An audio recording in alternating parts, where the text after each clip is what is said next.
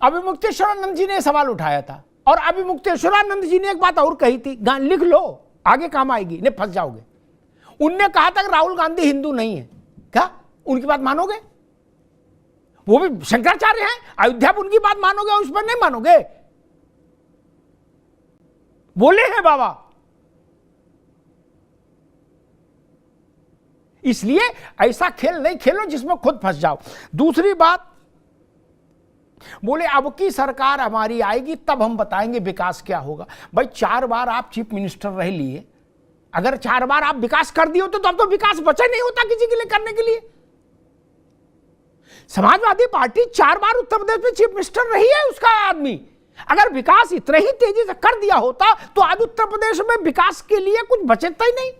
क्या स्टील की सड़कें होती, अब फर दौड़ रहे होते लोग, नहीं उद्योग धंधा इसला रहे होते। और कांग्रेस वालों ने विकास कर दिया होता तो पूरे देश में भाजपा चिराग लेके ढूंढती कि कहीं विकास हम भी कर दें। विकास के लिए कुछ बचते नहीं। विकास के लिए जगह क्यों खाली पड़ी है? बोले अगली बार आएंगे तब कर देंगे। 4 बार आए तब क्या हुआ? खैर विषय वो नहीं। और उन्होंने कहा दुबे जी ने कि ये सवाल नहीं उठाया, वो सवाल नहीं उठाया। हाँ ऐसा है, 2 बातों पर जवाब दे दूं। उन्होंने कहा जब हमारी 37 हुई तब नहीं बोले। उस दिन मेरी गलती ये थी, मैं आपको नहीं बुला पाया दुबे जी। उस दिन भुवन भास्कर जोशी थे, आपकी पार्टी के प्रवक्ता हमारे साथ।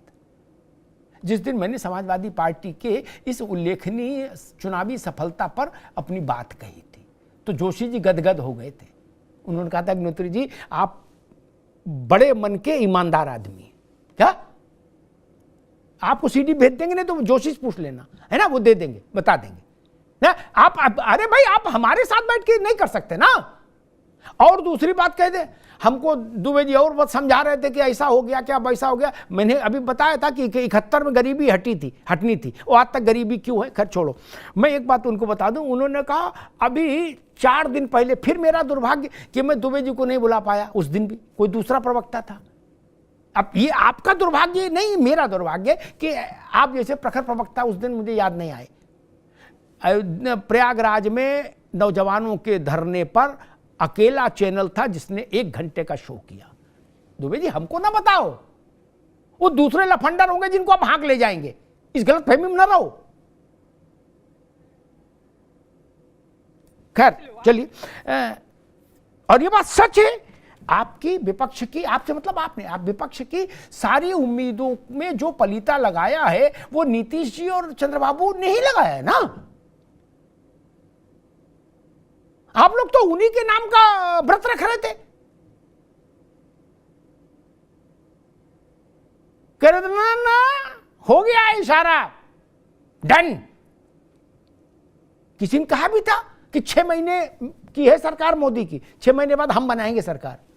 विवेक जी की पार्टी के एक बहुत बड़े नेता ने कहा था। क्या अगर, और दुबे जी ने कहा कि 1 वोट से सरकार गिर गई। जी हां, आप लोगों ने वो टीवी पर देखा होगा, अखबार में पढ़ा होगा। मैं पार्लियामेंट की मीडिया गैलरी में था जब सरकार गिरी। दुबे जी ना, हमको मालूम है जब 1 वोट से इनकी भी गिर जाएगी तो फिर उस पर भी चर्चा करेंगे। लेकिन आज क्या वस्तु स्थिति यह है कि सरकार है और मोदी हनक के साथ हैं।